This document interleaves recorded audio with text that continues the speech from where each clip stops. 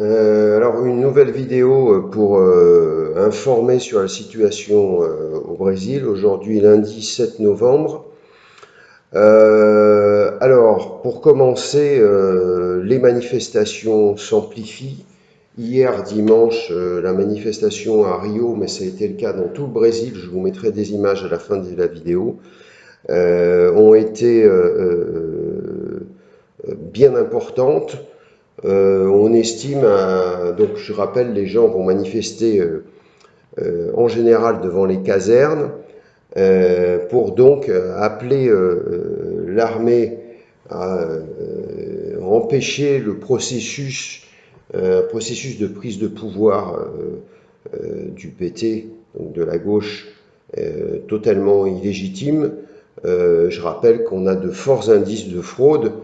Et quand je parle d'indices de fraude, je parle de choses concrètes à propos du processus des urnes électroniques. Hein.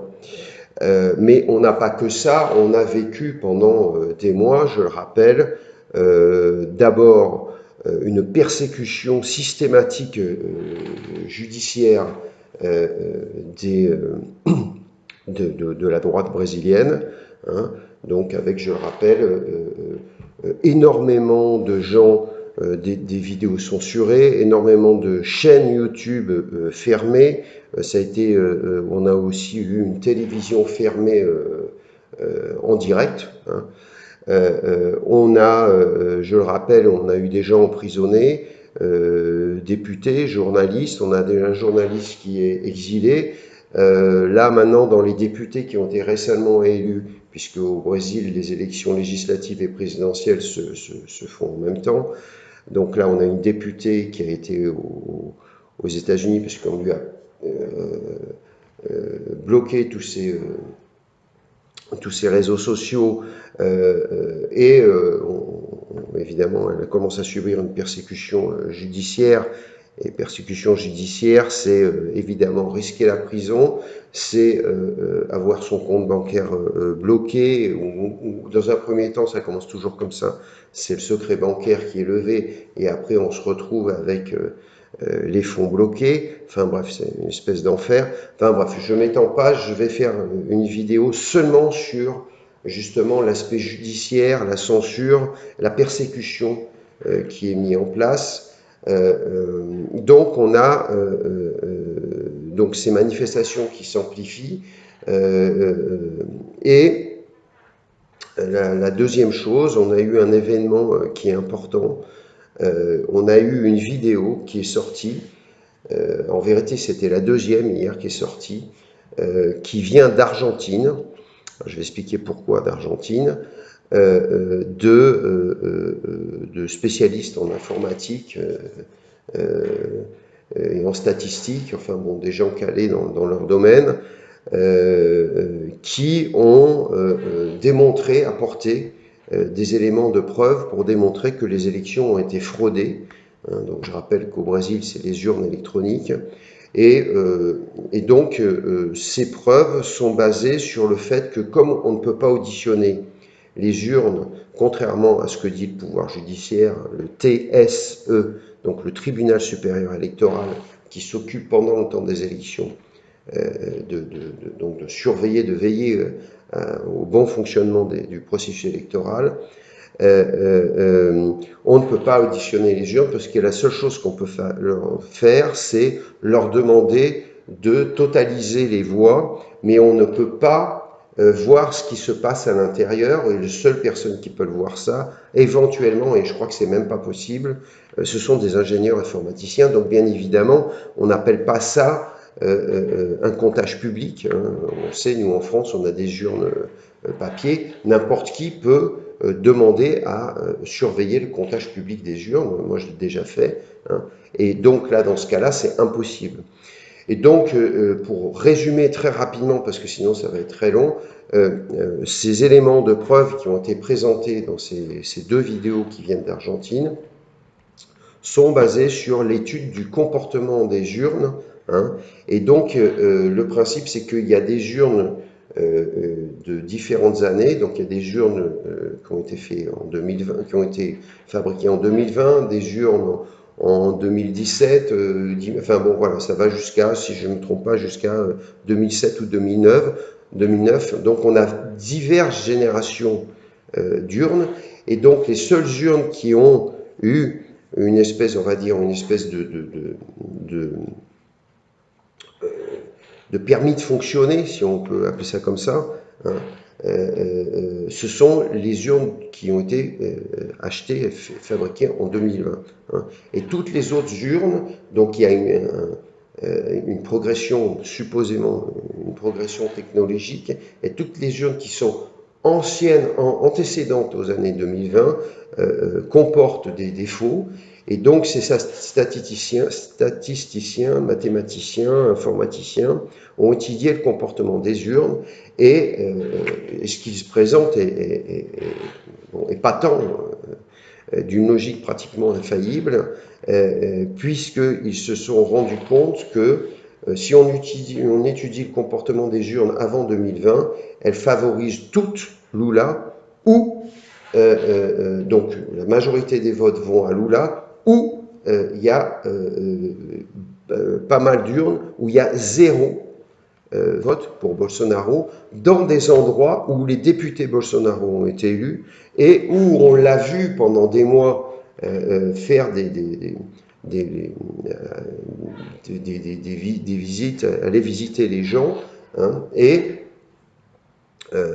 donc avoir des foules qui viennent l'acclamer, et il n'y a pas un seul vote dans l'urne. Donc c'est totalement antinomique, enfin, c'est totalement illogique, c'est absurde.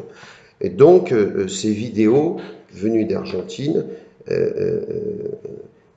donnent tous ces éléments, et donc pour que votre information soit basée sur quelque chose de fondé, je vous mets le document en portugais, mais c'est très facile, il suffit de sélectionner le texte et vous le mettez dans le traducteur de Google, hein, qui présente tous les éléments en détail. Donc pour les gens que ça intéresse, hein, et pour prouver que je ne raconte pas des bêtises, je vous mets ce document dans la description de la vidéo.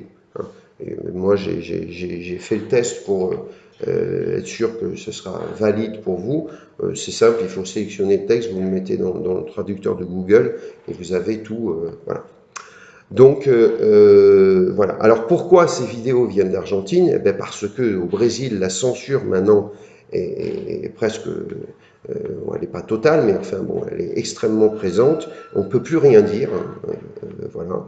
Et donc, eh bien, elles ont été diffusées de l'Argentine parce que, et encore en secret, hein, d'un endroit secret, enfin, je veux dire, c'est pas au vu et au su de tout le monde en Argentine. Je rappelle qu'en Argentine, la situation est catastrophique, et que le gouvernement d'Argentine est un gouvernement qui est totalement allié à Lula. Hein. Et donc c'est d'Argentine parce que comme ça, la censure brésilienne ne pouvait pas agir sur les gens qui étaient en train de diffuser cette vidéo, mais ces vidéos ont déjà été censurées et effacées, donc ça a été juste le temps de les diffuser. Donc on avait été averti avant, et donc on a eu le temps de les télécharger. Enfin bon voilà, enfin, je ne sais pas si vous imaginez dans quelle situation on est. On en est à bientôt, voilà, c'est sous le manteau, une petite information, on chope un truc sur Internet, on le télécharge rapidement avant qu'il soit effacé, ben voilà, c'est ce genre de truc. Et alors la censure va d'autant plus vite, s'approfondit d'autant plus que le tribunal supérieur électoral, qui a officiellement pris des mesures de censure, en s'appelant comme ça juridiquement, hein, ça a été voté parallèlement par le suprême tribunal fédéral, donc TSE, tribunal supérieur électoral, STF supérieur tribunal fédéral, hein, ont décidé, hein, donc un certain Alexandre de Moraes, hein, qui est un véritable tyran, un psychopathe comme on n'en fait plus, ont décidé que toute personne qui contesterait ou qui émettrait des doutes sur la validité du résultat des élections, ou toute personne qui oserait questionner à partir de quelque élément que ce soit, le résultat des élections serait traité comme un criminel et que donc le fait de contester ou de questionner deviendrait un crime, c'est-à-dire qu'il change la loi. Et le pire, c'est encore pire, c'est que le tribunal supérieur électoral est un tribunal qui n'a de validité que durant le temps des élections. Donc maintenant les élections sont terminées et donc ils ont élargi leur pouvoir pour pouvoir prolonger l'effet de leurs décisions au-delà des élections. Et donc on avait vu des ministres du STF, je rappelle ils sont 11, qui avaient dit non mais bon, la censure est illégale au Brésil parce que la Constitution ne le permet pas, mais exceptionnellement on va le permettre le temps des élections, ce qui est un truc délirant. On est vraiment dans du surréel. Et donc les élections sont passées déjà depuis une semaine et ça continue, pire, ça s'aggrave. Voilà. Donc voilà. Donc là on avait eu déjà des lois qui établissaient une espèce de ministère de la vérité. Hein. Mais alors là c'est encore pire. Là, c'est la censure officielle. Voilà, là, on est rentré c'est un nouveau pas. Hein. Voilà. Donc, pour résumer rapidement, ce qu'il faut retenir, c'est que les manifestations s'amplifient. Les gens ne sont pas du tout prêts à rentrer à la maison. Hein. Je peux vous dire que les gens campent devant les casernes et se relaient pour ne pas désoccuper la place. Hein. Et évidemment, les gens vont travailler parce que il faut bien vivre, mais dès que, notamment le week-end, dès qu'il y a du temps ou le soir, les gens se mobilisent et vont se réunir. Je vous mettrai des images, c'est d'ailleurs, il y a une espèce d'énergie, de solidarité, c'est assez beau à voir. Hein. Malheureusement, c'est quand même dramatique. Et donc, il faut bien comprendre que ça ne va pas se passer comme ça, quoi. Et donc, évidemment, si les gens ne débandent pas, hein, entre guillemets, ne se démobilisent pas, ne s'amollissent pas, eh bien, la tension monte. Hein, donc, c'est l'escalade. À mesure que les manifestations s'amplifient, le pouvoir judiciaire se raidit encore plus et prend des décisions et des mesures toujours plus rédhibitoires. Et donc, on va commencer, petit à petit, on le sent, à entrer dans un domaine où on commence à avoir des risques de conflit, de confrontation entre, on va dire, le peuple de gauche et le peuple de droite, si on peut s'exprimer ainsi. Et évidemment, on connaît, pour les gens qui ont étudié le marxisme et le communisme et le socialisme, on connaît les stratégies. Et ça, c'est une des stratégies, c'est-à-dire la stratégie de la tension, de la stratégie du chaos, c'est de créer le chaos pour arriver à un moment donné à reprendre tout en main à travers les institutions de police. Hein, voilà. Mais là, au Brésil, on a des éléments qui leur échappent encore, mais on n'a pas encore de certitude. Et donc, on ne sait pas, évidemment, on espère que l'armée sera du côté, du bon côté, hein, c'est-à-dire du côté des gens qui sont dans leurs droits, contre finalement ce qui est un coup d'État qui a été organisé en falsifiant les élections et surtout en falsifiant le mode électoral. Hein. Voilà, donc regardez les autres vidéos. Je vous rappelle que par exemple, on avait dénoncé que la propagande électorale n'avait pas été diffusée de manière juste, puisque plus de 150 000 seulement dans les États du Nord-Est, et durant 2 semaines, on avait répertorié 150 000 publicités électorales qui n'avaient pas été diffusées, hein, donc de Bolsonaro, hein, ce qui donne un différentiel énorme, puisque donc on arrive, évidemment, s'il y en a 150 000 en moins pour Bolsonaro, donc il y en aura 150 000 en plus pour Lula, donc on est à 300 000 seulement sur 2 semaines dans les 5 États du Nord-Est. Donc, bon, c'est pour vous donner une idée. Donc ça,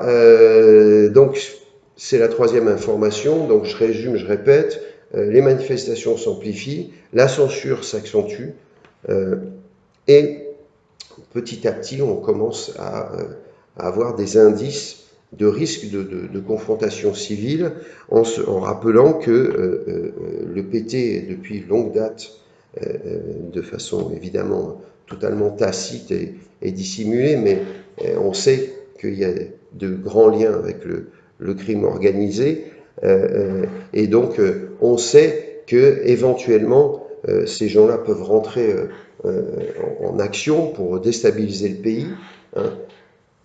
Évidemment, face à des gens qui manifestent, donc ça c'est important, toutes les manifestations sont pacifiques, c'est des familles, il y a énormément de femmes, énormément de gens quand même d'un certain âge, hein. Il y a des enfants et tout, et évidemment, c'est pas les manifestations fascistes qu'on voudrait nous faire croire, hein.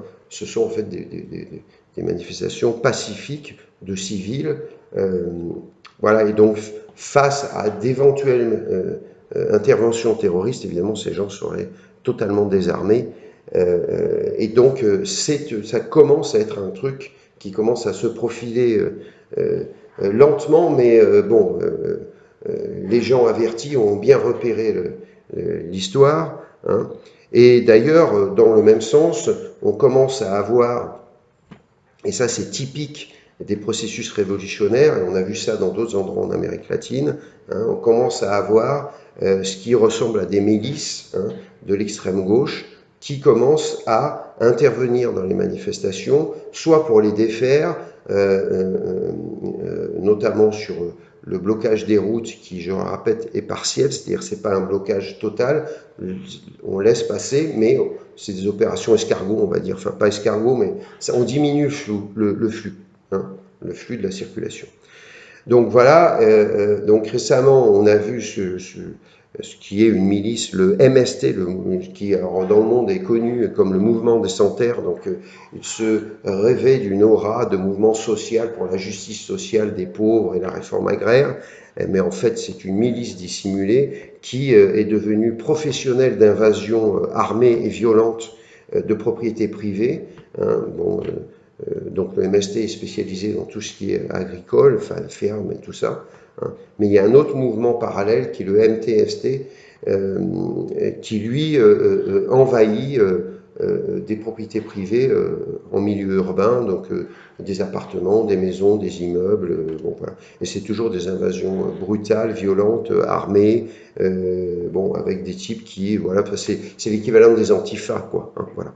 Donc, ces gens commencent à bouger. On a eu plusieurs événements. On a eu des antifas qui ont essayé de s'infiltrer dans une manifestation. Hier, moi, j'étais à la manifestation à Rio. On a eu plusieurs événements de gens d'antifa, mais moitié antifa, moitié bandits, qui ont commencé à attaquer des gens.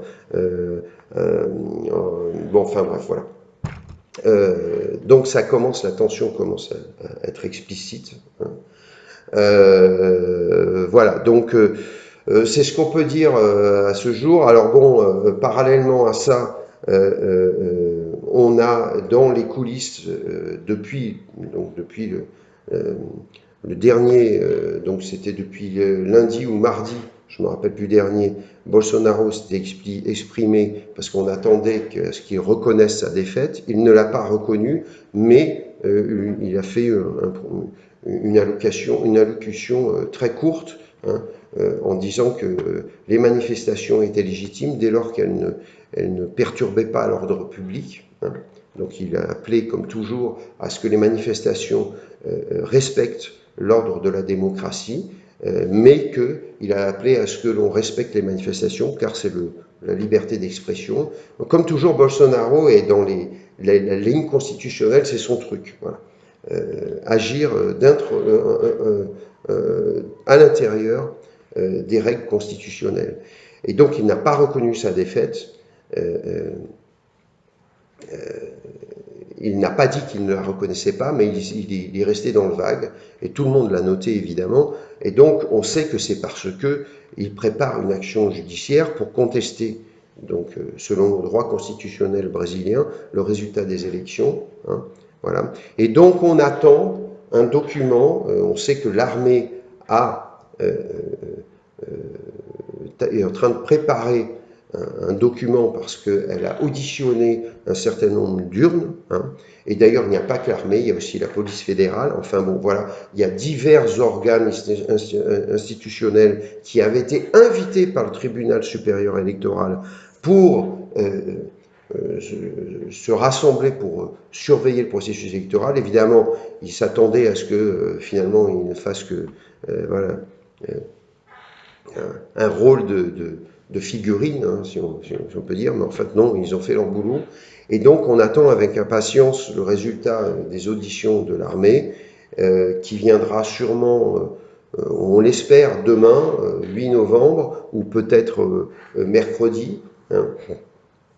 Évidemment, tout ça est relié au fait qu'on attend le résultat des élections américaines, pardon, et que donc, évidemment, si les républicains reviennent au pouvoir et que Trump finalement revient en France, comme on pense que ça va se passer, ça va quand même changer la donne pour le Brésil et pour Bolsonaro, parce qu'on sait que la CIA, c'est, comme d'habitude, hein, s'est mêlé de ce qui ne la regarde pas et a menacé Bolsonaro s'il ne reconnaissait pas immédiatement sa défaite. Et donc ça avait été anticipé. Donc en fait, moi je savais dès le début que Bolsonaro ne serait pas élu, non pas parce qu'il n'a pas la majorité, il a une majorité criante, mais parce qu'on ne le laisserait jamais voilà, être élu. Donc là, on est entré dans une période de tension extrême d'un point de vue civil, et puis il y a tout ce côté judiciaire, hein. Et donc, je crois que c'est aujourd'hui, Bolsonaro s'est prononcé très très rapidement, en quelques secondes, pour expliquer que rien n'était perdu et rien n'était gagné, et qu'il n'accepterait plus que ses adversaires jouent en dehors des lignes, des règles de la Constitution, et qu'il n'avait pas dit son dernier mot. Voilà, bon, c'était extrêmement bref. Voilà. Donc voilà, on est une espèce d'ambiance. C'est pas facile parce qu'on ne sait pas vraiment où on va, hein. On est un peu dans le brouillard. En même temps, le peuple est vraiment décidé. Il y a une volonté vraiment claire et bon, enfin, très claire. Donc, bon, voilà. Évidemment, il y a de gros risques si tout ça ne se passe pas, je dirais, à l'amiable, hein.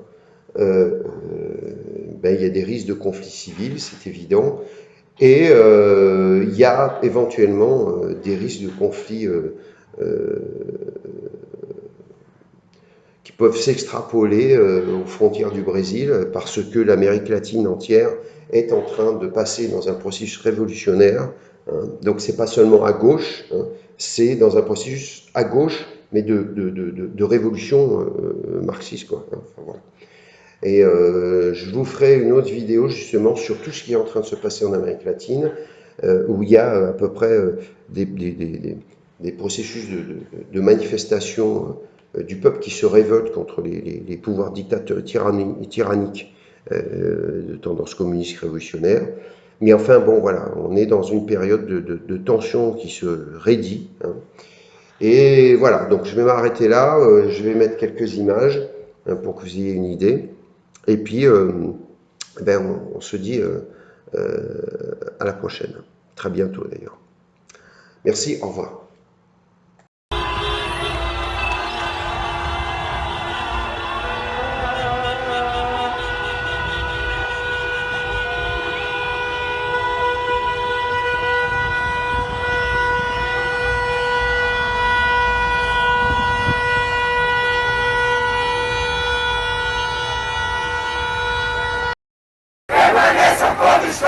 Permaneçam como estão! Permaneçam como estão! Senhores! Senhores! Senhores! Senhores! Senhores! Senhores brasileiros! Senhores brasileiros! Permaneçam como estão! Permaneçam como estão!